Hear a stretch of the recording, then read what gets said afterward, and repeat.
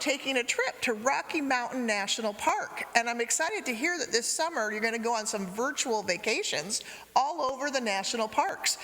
When Pastor Ruth asked me to speak this Sunday, I was excited to hear it was Rocky Mountain because my daughter and I were just there last summer. We needed to move her car from Los Angeles back to Indiana. She had done a summer internship out there in electrical engineering. And you can't rent a car when you're in college, you're too young. So she bought a little used car and she wanted to get it home.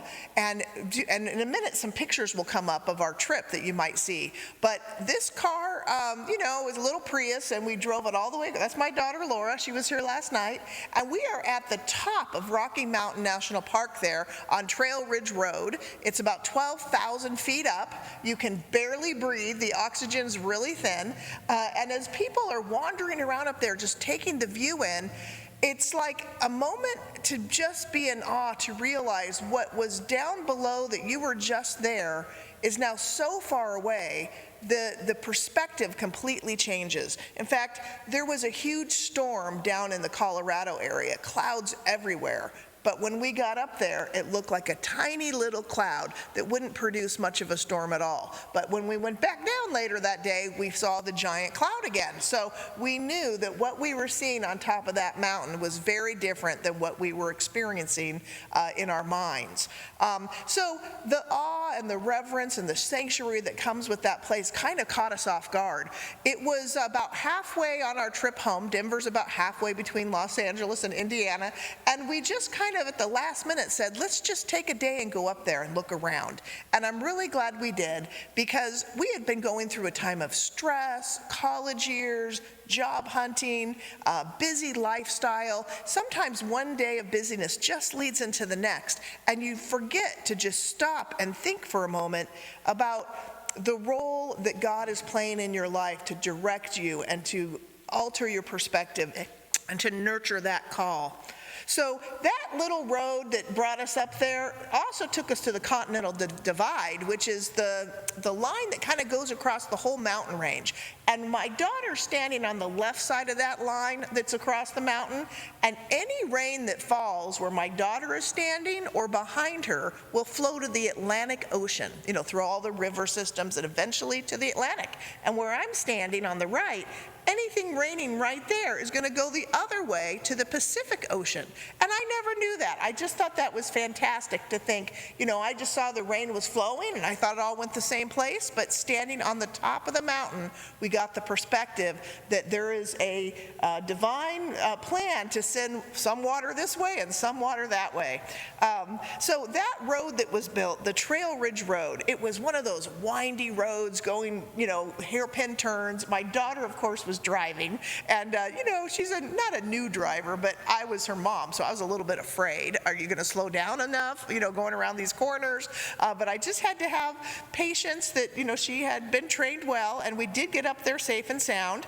That road was put in the 1930s when FDR had the New Deal. He needed to put those people back to work in the time of the Depression, the time when people were very discouraged, when it looked like no one knew what was going to come next to put food on the table. They decided to put a value on this national park and to create a road to let people go up and to see it. This area is filled with bighorn sheep and birds and moose and bears, and the lake there, it's like a mirror. It reflects the mountain, and you see the mountain range in a whole different perspective when you look at it through the lake. It's just breathtaking, and the elk run wild, and there's a town called Estes right at the bottom of this mountain range where the elk just come right up to you as you're drinking your coffee on your little table outside of the restaurant. They're in the intersections. They just let the elk go around. And it was June when we went, and the snow was still on the top of the mountain peaks, and you could have a snowball fight in June. Well, it really did change our perspective when we saw elk in the street and snow in June, and it made me think about Elijah in this scripture we just read. Elijah needed a perspective change. Elijah was seeing things from one point of view, and it would take quite a journey going up his own mountain to figure out how he could look at it differently. If you remember in the scripture we read today, it talked about Elijah being discouraged, but the chapter before that you didn't hear, Elijah had had a very amazing victory. He was the voice of God, and he went to the people worshiping Baal and said, this is a fake God. Don't worship this God hoping to have rain and end this drought. Worship the one true God of Israel, the God of Moses. And there was a little showdown, and he said, my God, this is the true God. He's going to take the offering, and your God isn't. And that is exactly what happened. He had a grand victory. And, these people were not just worshiping a bad God. They were downright evil. They were abusing their children. They were abusing each other. They were hurting themselves. And God wanted to get their attention. And God did through Elijah. So this was a great victory. And people came back to faith in God, but it didn't last. And that's really the last straw for Elijah. He was just so depressed that even after that great victory, he couldn't win them over. And then the king and the king's wife threatened to kill him, and he said, I've had enough, and he ran. He ran for his life. He ran for a whole day, and then he just laid down under the shade of that bush and just said, I'm just going to go to sleep. I just need to take a nap. In fact, God, just kill me now. Just take me. I'm done. I'm not going to do anything else. I'm going to lay down here, and if I never wake up, it'll be a good thing. And I don't know if he really meant that, or if just in that moment he meant that. I think we've all been there a little bit at one time or another where we just can't see around the corner.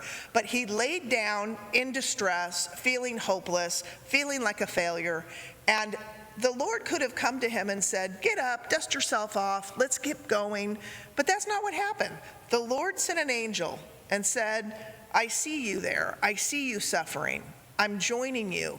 Take this angel, and the angel will bring you bread and water. It's right there by your feet. You don't even have to get up. Just grab it, eat some, nourish yourself, rest. And he went back to sleep after eating a little bit. And the angel came back and he said, okay, you've rested, now eat some more food. You're going to need more of this because I have a place I want to send you and I need to nourish you. And he ate more and he rested more.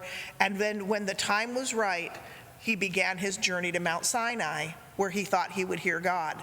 And Mount Sinai is where Moses appeared and got the 10 Commandments. It's a sacred place where God often speaks to people. So Elijah was hopeful that he would see big signs and wonders from God that would give him the answers. And after he was nourished and after he was rested, he arrived in the cave of this mountain.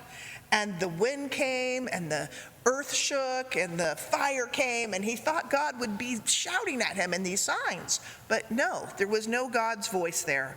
And then suddenly a quiet voice appeared as a whisper saying, Elijah, what are you doing in here? He didn't say, what are you doing in there, like he was outside pointing him out. He said, I'm in here with you. We're together. What's going on? Tell me your story. And at that time, Elijah just starts spilling it, right? Everybody hates me. Everybody wants to kill me. I'm the last one that believes in you. I want to give up. I don't know what to do. And it reminds me of chaplaincy, because in the hospital when we're meeting people, sometimes in our mind we want to jump 5 steps ahead because we know the answer or we know what might help solve a problem. But that's not what we're supposed to do. We're supposed to say, tell me more, and listen and help them ask better questions. And I think that's what God was doing in this moment with Elijah.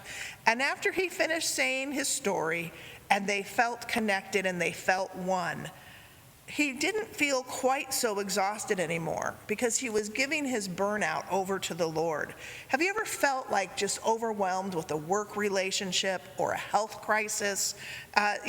There's a reason we bring casseroles when people are sick or when people have passed, because you can't do anything until someone's been nurtured and rested and loved on a bit. So after Elijah was loved on a bit by God, not by someone saying, get up and dust yourself off, but in a way, a good friend pours you a cup of tea and says, I'm not in a hurry.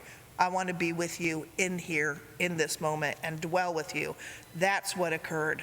So the first thing God did was he cared for the body during the time of burnout, meeting those physical needs, because self-care is not selfish.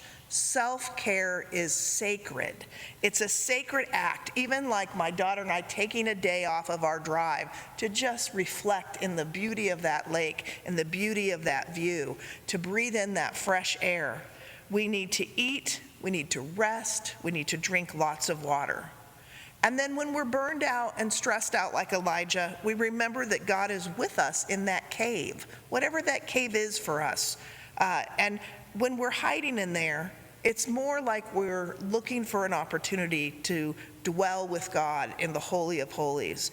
And that loneliness and that sense of failure starts to fade away when we hear the whisper of God saying, "You're not alone. You're not in this on your own." And what he pointed out to Elijah was, there's 7,000 people that praise the God of Israel. They're the remnant. You're not the last one. There's more of you. And okay, he did kind of remember that. Maybe he was the last official prophet, but God said, appoint another prophet. There's someone in that group that'll rise up and work with you and be partners with you. And, why not appoint a new king? And he just started giving him some encouragement and some ideas. And then suddenly Elijah's perspective completely shifted because he wasn't the last one. He wasn't alone. And he had all the resources of God and the heavenly host behind him to face whatever challenge may come next. And it gave him a new perspective because he put some distance between the stress and where he was right now. And looking down at it, his purpose was renewed, his call was renewed, and the companionship that the Lord was suggesting to him was giving him strength, because the companionship of God was the main source and foundation. But he was appointing other people to be his hands and feet, to come alongside Elijah and to strengthen him and to work with him. In fact, he told him to appoint Elisha. We always confuse those two, Elijah and Elisha.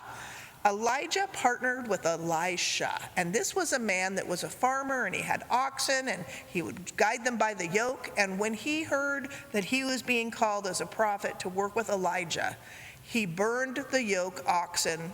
He burned the yoke, made a fire, and he killed the oxen, and he used it as food to feed everyone around him and to nourish him. And it was his way of saying, I'm all in. I'm here to work with you and to be the support and the strength that you need, because God's calling me to assist you. And so it gave that spiritual clarity. One time when I was hiking at another park in Yosemite, I wanted to do Vernal Falls. It's this hike that I remembered because I did it as a kid every summer. I thought it was no big deal. I knew the road. I was excited to do it. Started out on my own, and I realized, this was just like recently, I'm middle-aged now. This is a lot harder than when I was 15 years old, or even 25 years old. This is really hard, and I didn't think I was going to make it. I got about halfway and thought, I think I got to stop at the halfway point like all these other old people and just sit here at the bridge and watch the young people go up to the top. But then I started seeing these older people go by me with their canes, and they just kept going one step after the other, and then people started encouraging me and talking to me, and then I thought, well, I'll just go 10 more steps. Let me see if I get around the next bend, and then I'll rest, or then I'll go back. But I made it to the top because I wasn't alone anymore, and I saw other people resting, and I saw other people struggling. And I just wonder who is on the trail with you when you struggle, when you aren't sure if you can go anymore. Are you trying to be alone and independent, or are you looking for your team? Who is God trying to put in your life that's supposed to be your Elisha?